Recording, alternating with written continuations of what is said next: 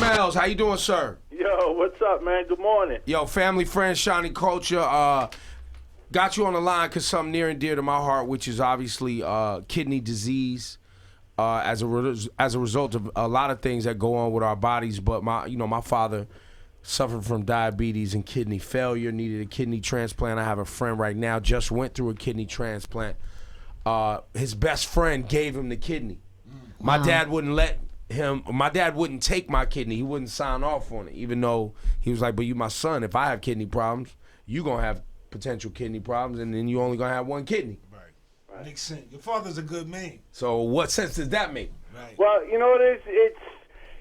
It goes beyond just a health issue. It's an emotional issue. Yeah. So, your father is that's for any person, that's a lot of pressure on their shoulders. Like for my situation, my buddy, same thing. We were childhood friends.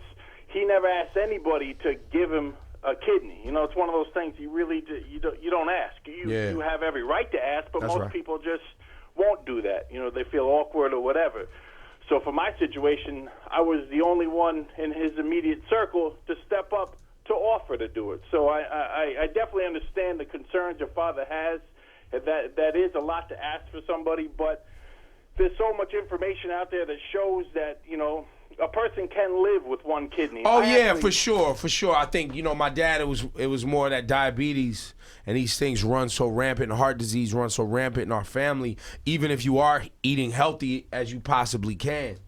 He just figured as I got older, and he's at this time he's pushing 70.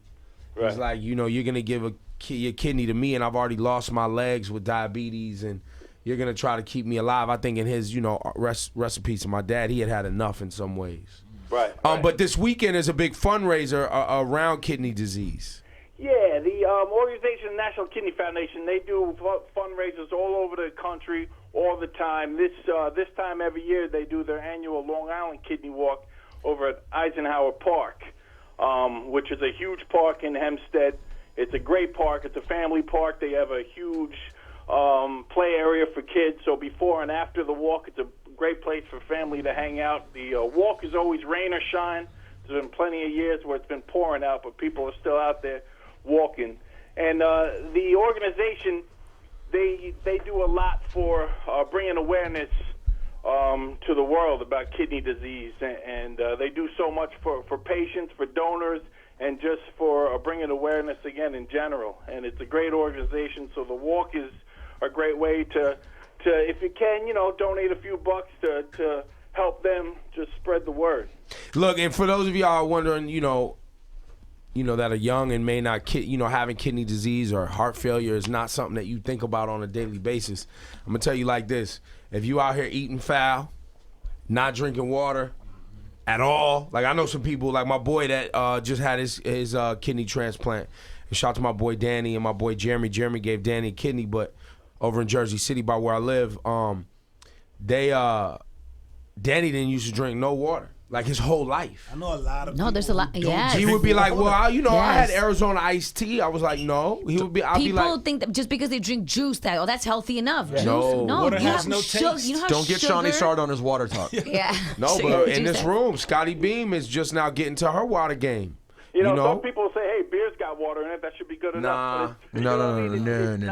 That's not the case. Like for me, I had my surgery 7 years ago, and from that impact, I decided to go back to school. I've been a hip-hop DJ. I've been on radio stations. I've been the tour DJ. I've done a lot of stuff through the years, but this has really opened my eyes to a lot of things. So I went back to school. I just graduated on Sunday. I have to take the board exam to become a registered nurse, but I want to be able to continue to educate people just on the importance of eating right. And we're all always on the go, so everybody's a victim to I only got 5 minutes, I gotta eat, let me go get some fast food or whatever. But you gotta drink that water. His name is Chris Mells, friend of Shawnee Culture, and somebody you just gave 7 years ago you gave your kidney to a friend of yours, and this weekend a fundraiser, a march around kidney disease and its awareness, and raising money to help do more studies.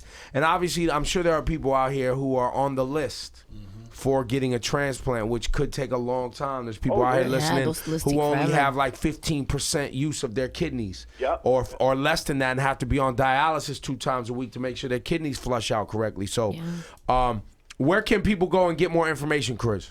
Sure, they can just go to kidney.org. Wow, I didn't even know that was a site. Real simple. I thought it was going to be Simple. kidneys and da-da-da. No, kidney.org. Chris Mells, thanks for your time, man. My man, thank you guys.